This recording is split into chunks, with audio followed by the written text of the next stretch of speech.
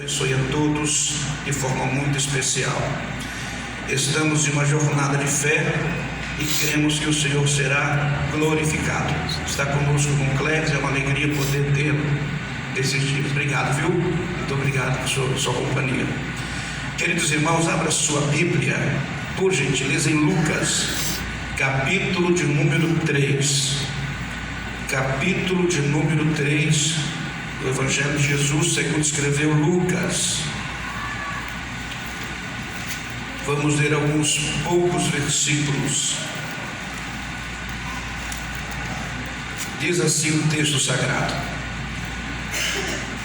E no ano 15 do império de Tibério César, sendo Pôncio Pilatos governador da Judeia, e Herodes tetrarca da Galileia, e seu irmão Filipe tetrarca da Itureia e da província de Traconites, e Lisânias tetrarca de Abilene, sendo Anás e Caifás sumos sacerdotes, veio no deserto. Repita comigo: veio no deserto.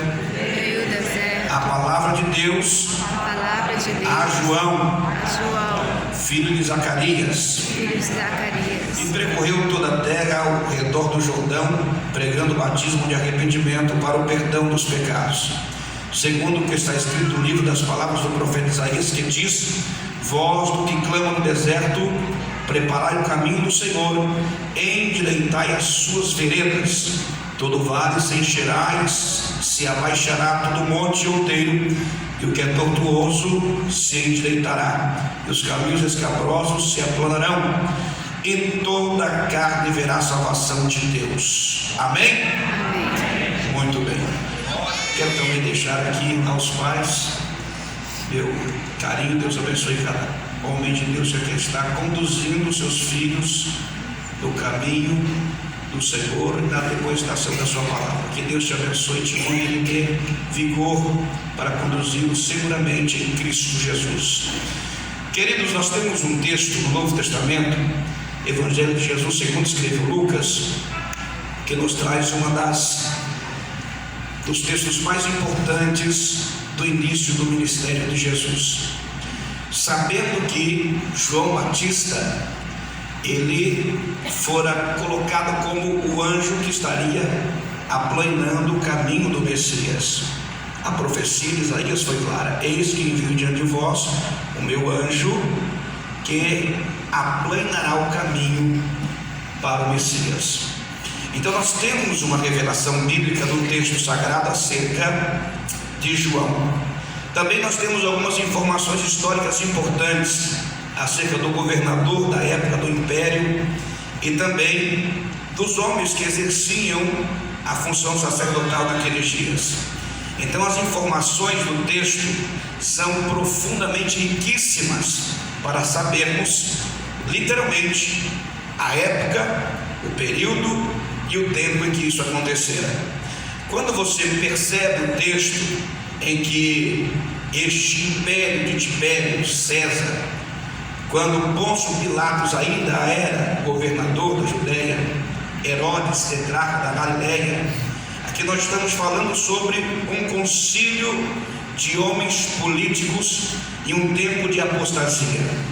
O tempo era de terrível apostasia generalizada. A apostasia que o texto nos revela, nos fala sobre o abandono da verdadeira fé ao Deus Todo-Poderoso. A influência helenística era devastadora naqueles dias, e é o que comumente os teólogos chamam de sincretismo religioso, ou, como chamamos, um caldeirão sincrético, onde a mistura das religiões da época estavam agregando-se de forma intensa. Como ontem expus rapidamente a expressão, aquele tempo e aqueles dias, os homens adoravam diversos deuses, principalmente o panteão grego. E dentro do contexto desta visão de adoração a postes ídolos ou aos deuses do passado, deuses estes pagãos, havia uma necessidade da revelação divina voltar a se manifestar, visto que os dias que o texto está revelando nos fala claramente da profecia que Paulo escreve em Atos capítulo 4, versículo 4, que Deus enviou seu Filho na plenitude dos tempos, e esta plenitude dos tempos, na dispensação em que regia a ordem e o movimento dos gentios e o poderio de Roma, revelam de forma clara que era necessário a manifestação de Deus para que a ordem voltasse a ter equilíbrio. E quando o texto nos revela essa preciosidade, nós estamos vendo de forma tão clara que Deus começa a desenvolver a sua mensagem, anuncia de forma maravilhosa em Lucas capítulo 1 acerca do nascimento virginal de Jesus, falando de forma tão sobrenatural a manifestação do mensageiro divino chegando até a casa de Maria, anunciando a ela, sendo a mulher bem-aventurada, de carregar sobre o seu ventre aquele que seria o Salvador do mundo. Depois você vai perceber Deus se revelando agora literalmente para a descendência e a geração patriarcal de João, quando o velho, seu pai, vai para o santuário para estar sacrificando, caindo-lhe a sorte para tal, e o texto diz que quando adentra dentro do santuário, Deus envia o mensageiro e lhe entrega a mensagem do nascimento do seu filho, que seria chamado João. E eu não vou entrar em pormenores desses detalhes, porque todos nós que somos amantes das Escrituras, frequentadores da escola bíblica dominical, sabemos completamente o que acontece naqueles momentos. Então veja, agora quando se vê a manifestação, o nascimento maravilhoso do Cordeiro, a revelação de Cristo, a Bíblia diz que Isabel recebe a graça, e também uma mulher que não podia ter filho gera o seu filho, e tudo de forma miraculosa, sobrenatural, extraordinária, Deus se manifestando no decorrer da história da humanidade. Mas agora nós temos um tempo na vida, já passaram-se 20 anos, 25 anos, e estava se iniciando um período entre o ano 27 até chegar no ano 33. Quando chegamos no ano aproximadamente 27, aqui nós temos a manifestação do rompimento do silêncio de Deus, que o texto diz. A Bíblia nos revela e a história nos mostra 400 anos de um período de silêncio, onde não havia uma visão manifesta, onde as profecias literalmente de Deus não se revelavam no meio do povo, e havia um esfriamento profundo no meio do sacerdócio. Não se havia mais sacrifício de libação, não se havia mais sacrifício ao meio-dia, não se havia mais sacrifício ao entardecer, enfim, havia se cessado a verdadeira adoração ao Deus Todo-Poderoso. Mas quando a Bíblia diz que o velho Simeão levanta o pequeno menino Jesus do santuário, ele diz que agora os seus olhos poderiam descansar, porque ele havia contemplado a salvação do mundo. A Bíblia diz que rompeu-se o silêncio na terra. O Senhor se revela, João surge, e de forma tão gloriosa ele vem pregando o batismo para arrependimento. E aqui nós temos algo glorioso. João começa a anunciar o reino de Deus, que havia chegado entre eles, e ele percorrendo toda a terra ao redor do Jordão, das regiões da Galileia dos gentios. De um lado subsequente, a Bíblia diz que o coração do povo se fervia, se aquecia com a mensagem contundente do pregador João Batista. Agora há uma revelação. A Bíblia diz que João ouve a voz de Deus no deserto para iniciar esse chamado espiritual, para iniciar a sua vocação ministerial, para começar a desenvolver o seu chamado de forma tal. É muito importante nós entendermos o que o texto está dizendo. Deus chama João Batista de uma forma extraordinária, de uma forma poderosa, quando ele estava ainda nas regiões desérticas da Galileia. E quando o texto revela isso, a Bíblia nos mostra de forma tão linda, tão poderosa, que ele estava dizendo que toda a carne iria ver a salvação do Deus Todo-Poderoso. Isso dizia porque as profecias estavam claras, estavam sendo reveladas e esclareciam o coração dos ouvintes. Mas quando nós ouvimos sobre esta chamada, sobre esta vocação, sobre esta transformação literal de condição de uma vida para uma outra condição de vida, porque aqui nós estamos falando de um homem que estava vivendo uma vida comum De repente ele ouve a voz de Deus lhe chamando para um ministério específico, e agora ele começa a cumprir o seu chamado. Estamos em um culto missionário nesta noite, e Deus quer falar ao teu coração. Glória a Deus. Aleluia. Nunca se houve um tempo de tal esvaziamento de vocações plenas dos corações. Estamos vivendo um tempo em que esta multiplicação de informações, de conhecimento e de expansões de tantas ideias que estamos vivendo tem levado dezenas de milhares a um esfriamento espiritual acerca de uma vocação para se realizar e se fazer a boa obra de Deus. E aqui nós temos um tema específico para esta noite: o homem a quem Deus usa. Olhe para a pessoa que está ao seu lado e diga assim: o homem a qual Deus usa. Quem é este homem a qual Deus usa, ou a qual Deus quer usar? Aqui nós temos especificamente um homem chamado João Batista, que fora resultado de oração, cumprimento de profecia e revelação divina. Perceba, resultado de oração, confirmação de profecia, resultados plenos do que Deus pode realizar na vida de alguém. Então nós temos que entender alguns pontos primordiais dessa noite. Primeiro, a maior necessidade do mundo e a maior necessidade dos homens é que Deus, de forma soberana, lhes vocacione e lhes escolha de forma individual. Isso é necessidade do mundo, é que homens sejam usados por Deus. Esta escolha é seletiva e individual, no meio de um grupo de homens e mulheres, coletivamente falando. Eu vou repetir: esta escolha é assertiva, é individual, no meio de uma massa de multidões de homens e mulheres. Deus separa de forma assertiva homens, particularmente, individualmente. Escute, a chamada é individual, a vocação é individual, e o resultado de tudo isso é a escolha de Deus para alguém. E eu quero já afirmar claramente nessa noite, no início da introdução deste texto que estou falando, que Deus tem chamada para a sua história, para a sua vida e para a sua família cumprir. Mas alguma coisa no decorrer da jornada está colocando uma barreira entre você e o que Deus quer que você realize, entre você e o chamado específico de Deus para a sua jornada ou para a sua peregrinação em direção à Nova Jerusalém. Deus está dizendo que Ele quer te usar nesta última hora da igreja. Nunca se teve tanta necessidade de obreiros estarem preparados com as armas afiadas, alinhadas, dedicados à oração, a uma vida profunda com Deus, para buscar profundamente a revelação da sua palavra.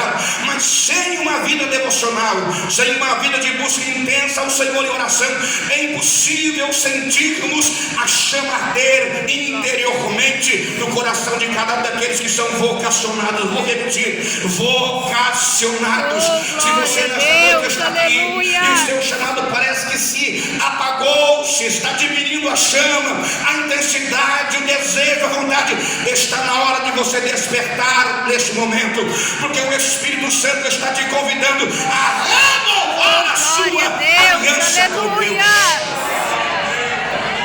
Não podemos brincar nesta última hora.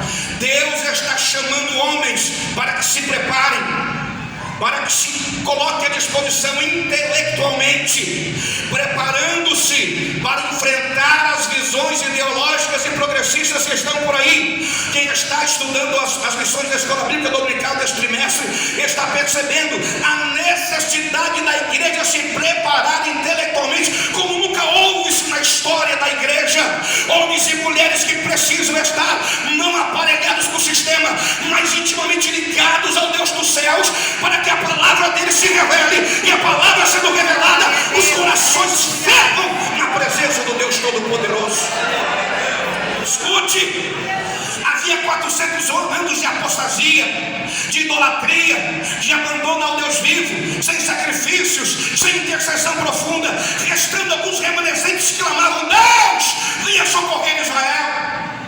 E eu pergunto nesta geração em que estamos agora: Quem está fazendo rastro da sua casa para o santuário como remanescente para dizer: Senhor, salva a nossa nação, Senhor, interfira nos poderes desta nação, poderes judiciais, poderes políticos. Senhor, como Deus vai mudar se não tem alguém que está clamando nas madrugadas?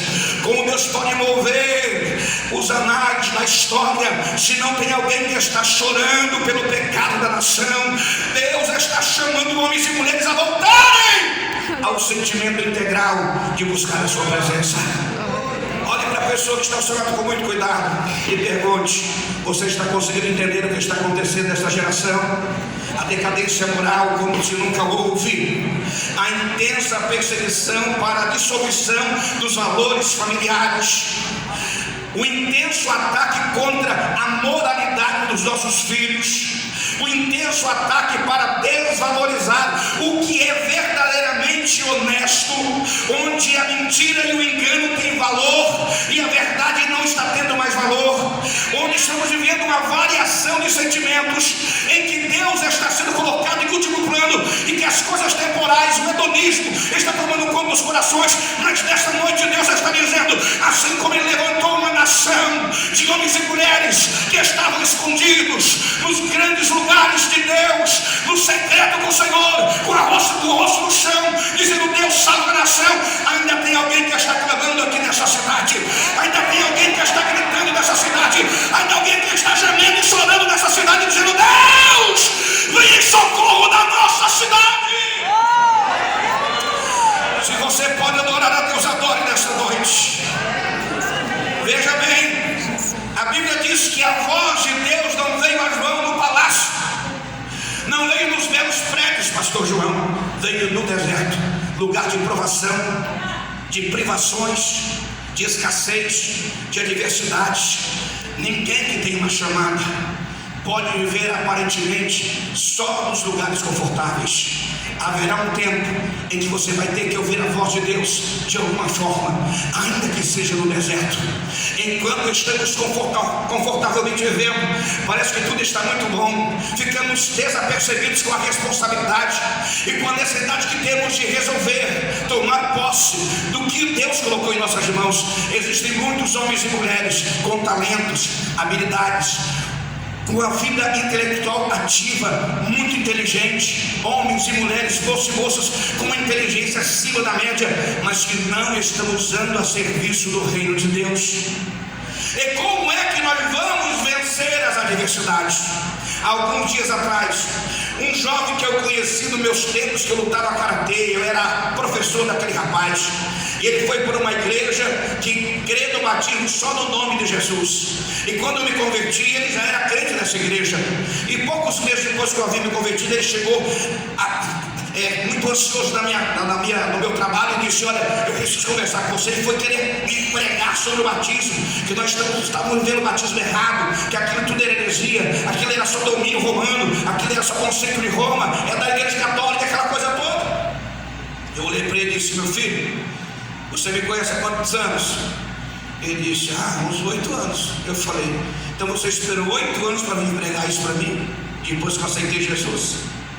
Então perceba que as pessoas, mesmo na sua heresia, ainda estão com o entendimento errado do contexto bíblico, porque o tempo de pregar é agora, não é amanhã. O tempo de executar o chamado é hoje, não é para depois. Então estamos preocupados em capacitação, é necessário todos se capacitar intelectualmente, se formar, se preparar, mas não rejeitar o chamado quando ele vier. O maior problema é que as pessoas estão se preparando intelectualmente, estão se preparando financeiramente, e quando se fala sobre o reino de Deus, diz: não, é muita prova, é muita tribulação, é muita dor, é muita perseguição, isso não é para mim, Deus vai levantar outro, eu vou ajudar de outra maneira. Escute, haverá um tempo em que não haverá como você fugir mais.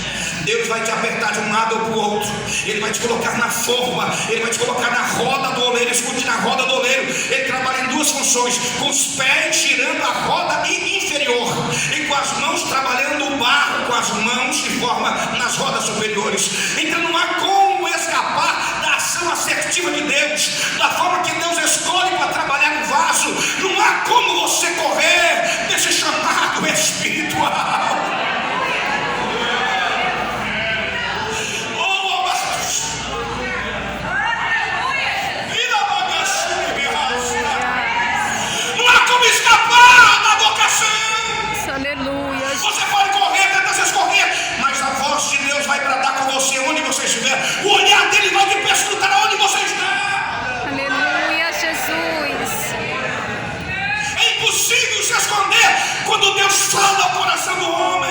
Glória a Deus. Pode passar 1 ano, 2, 3, 4, 5, 10, não importa onde Deus te levou, Ele tem um propósito para realizar na tua história ministerial. Aleluia, Jesus. Glória a Deus. Aleluia. Pastor, mas eu fiz um propósito com Deus, eu vou ganhar bastante dinheiro e vou ajudar as pessoas. Escute, Deus pode te enriquecer com bilhões, mas se você tem uma chamada, não tem como se escapar dela. A qualquer momento isso vai ter que ter evidência. De uma maneira ou de outra, Deus vai trabalhar na tua vontade, trabalhar no teu interior, trabalhar no teu coração, trabalhar na tua alma, trabalhar lá naquela chama que está um pouquinho apagada, e Ele vai começar a incendiar ela. Você vai perder o sono à noite e não vai saber por que não está conseguindo dormir. Você vai estar andando no seu carro e você vai parar, vai começar a chorar. Isso porque eu estou chorando. É o chamado dele que está sendo evidenciado na tua história. É o mover de Deus. É o mover do Senhor sobre a tua história, sobre a tua vida. Nós precisamos voltar às reuniões de oração, de moços e moças que estejam impactados com um desejo ardente de ganhar alguém para Cristo, de abraçar alguém para o reino, de chamar alguém de volta, de visitar alguém que está parado, desviado. Estou falando de voltar a acender a chama que está aí. O homem que Deus usa é um homem com uma missão. Olhe para a pessoa que está ao seu lado e diga assim: quem Deus chama, Deus concede uma missão. Deus concede uma missão. Não, pastor, mas eu me decepcionei demais. Foram muitas decepções. Eu vi muitas coisas erradas na igreja. Eu vi muitos problemas que surgiram. Ei, a chamada é individual. Enquanto você olha para obstáculos, você olha para problemas, para descontentamentos humanos, você se esquece que o reino tem necessidade e urgência da tua sabedoria, da tua inteligência, daquilo que Ele te deu de precioso para te usar talentos e habilidades. Ei, Paulo, quando viu Timóteo amedrontado, assustado, Roma sendo incendiada, cristãos aprisionados, sendo cortados ao meio, pendurados, destacados, Timóteo disse: não dá para mim. Até que chegou uma mensagem ao coração de Timóteo: meu filho, te foi dado por imposições de mão este poder. Glória. Meu filho, desperta o dom de Deus que há em ti. Deus tem pressa. Eu estou usando as minhas palavras para que você entenda. Deus tem pressa no que eu tenho para você. Se manifesta, se levanta, desperta, acorda. Glória a Deus. Levante as tuas mãos para o céu por um minuto. Um homem com uma missão. Você tem uma missão para realizar na terra. Escute, você tem algo para realizar na terra. Há um propósito espiritual de Deus na tua história. Homem, mulher, moço, moça. Há um propósito estabelecido esta noite para a sua vida. Você não vem a este culto de missões simplesmente por vir para mais uma reunião litúrgica de uma igreja. Não. Você veio aqui porque Deus tem um encontro marcado com você esta noite. Deus disse ao teu coração agora: você precisa se voltar ao chamado espiritual da tua vida. Glória. Aleluia. Só perdemos quando não reconhecemos a soberania de Deus. Oh, aleluia. Porque ele era um simples caniço balançado pelo vento, mas com uma missão.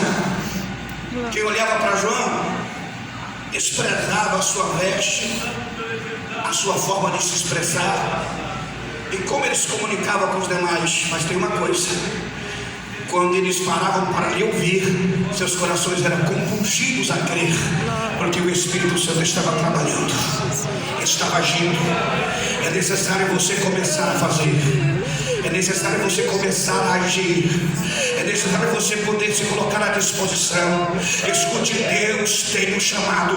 A Bíblia diz que Deus tem um chamado na vida dele de forma clara, e Ele tem um chamado na sua história evidente aqui esta noite. Quantos estão perdendo seus ministérios, vendendo por prazer, despejando por vaidades, saindo daquilo que Deus tem, simplesmente porque querem fazer do seu jeito, fazer as suas próprias escolhas. Escute, escolhas são atalhos que tomamos para tentar facilitar o caminho, o trajeto. A escolha de Deus não te leva para atalhos. A Bíblia diz que o caminho de Deus ele é apertado, estreito, cheio de espinhos e pedras. Isso depende da escolha que fazemos.